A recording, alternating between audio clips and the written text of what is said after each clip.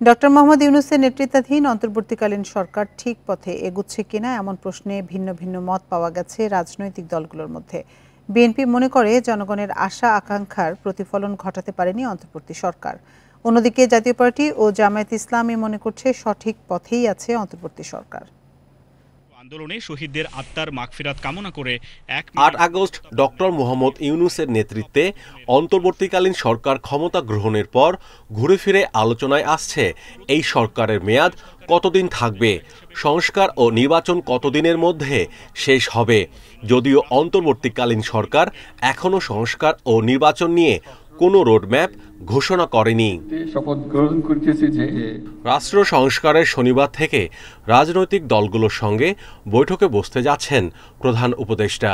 তাদের মতামতের ভিত্তিতেই শুরু হবে সংস্কারের পরবর্তী কার্যক্রম। আমরা কিছুই চাই না, কোনো কিছুই চাই না।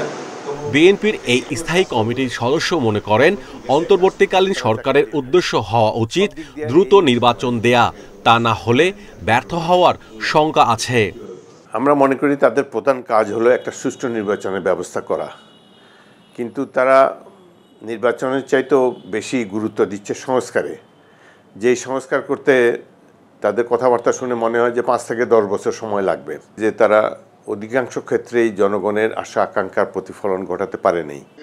অন্তর্বর্তীকালীন সরকার নিয়ে জাতীয় পার্টি সন্তুষ্ট হলেও আইন শৃঙ্খলা পরিস্থিতি আরও উন্নতি হওয়া উচিত ছিল বলে মনে করছেন দলটির মহাসচিব।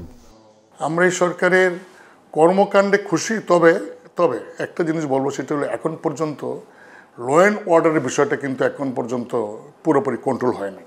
এদিকে জামায়াতে ইসলামী মনে করছে অন্তর্বর্তী সরকার সঠিক পথে আছে, তবে নির্বাচন ও সংস্কার নিয়ে রোডম্যাপ দেয়া উচিত বলে মনে করে দলটি।